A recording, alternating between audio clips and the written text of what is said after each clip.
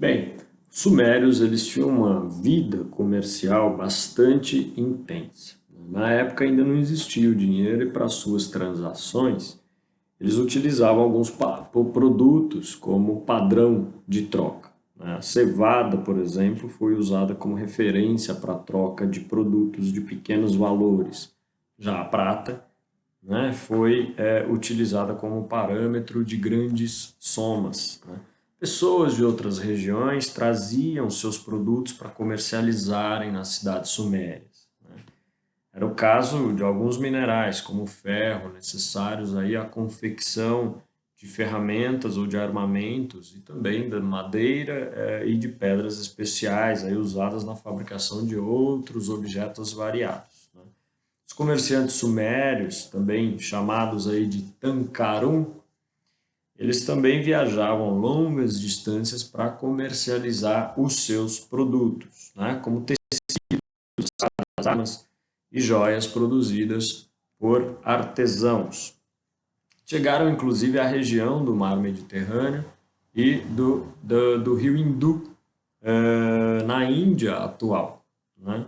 As viagens eram realizadas em caravanas de burros, balsas e barcos à vela, né? E por meio do contato com outros povos, os sumérios assimilaram então outras culturas, mas também levaram sua experiência a outros lugares. É importante deixar claro a vocês o seguinte: embora aí a sua força e a sua posição social fossem pequenas na época, os comerciantes ganharam força, né, também com o tão comentado desenvolvimento da agricultura, né, já no processo de sedentarização dessas primeiras civilizações humanas.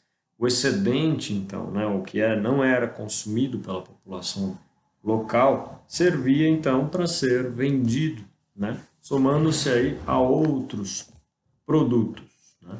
Com o crescimento das cidades e, consequentemente, das funções administrativas, foram necessários registros, né, para tornar os cálculos, os números e as informações aí permanentes, né, de modo que seria sempre possível conferi-los e consultá-los depois, né, no futuro. Devido a essa necessidade, o ser humano criou em vários locais a escrita. A escrita cuneiforme é uma das formas mais antigas de escrita, sendo aí a solução dos primeiros povos mesopotâmicos para os problemas de registro.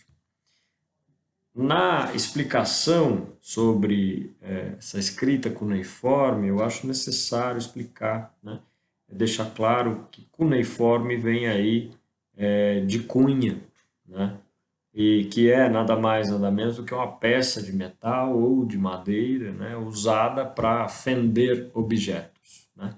Na apostila de vocês, na página 59, tem aí um quadro, né, com algumas representações da escrita pictórica, né? Os primeiros aí registros escritos em torno de 3100 antes de Cristo eram desenhos representando objetos e ações concretas, né? As placas, então, com os registros, elas eram secadas ao sol, por exemplo, ou em fornos, e após endurecer, elas eram grudadas, né, guardadas, aliás, transformando-se aí em documentos, né, de determinadas transações comerciais. Bem, a base da sociedade suméria, para a gente finalizar, vocês devem saber, eram os trabalhadores livres e os escravos, né? Os trabalhadores livres eram, por exemplo, os artesãos, os agricultores, os ceramistas, os carpinteiros e também os pescadores, né?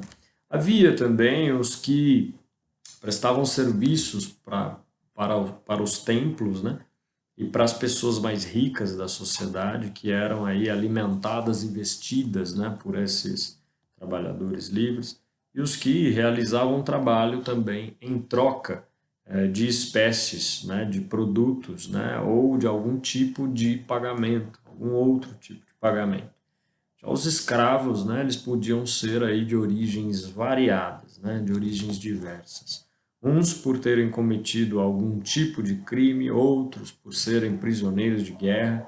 E havia também muitas pessoas pobres que escolhiam ser escravas para serem alimentadas, afinal de contas, pelos seus senhores, não é? E os escravos eles podiam sofrer castigos desses seus senhores, porém eles tinham direitos na época, como ter um filho livre, né, se o cônjuge fosse livre, comprar a sua própria liberdade era uma possibilidade nesse período. Bem, com isso, no próximo vídeo eu comentarei com vocês a respeito dos exercícios da tarefa para a aula de hoje.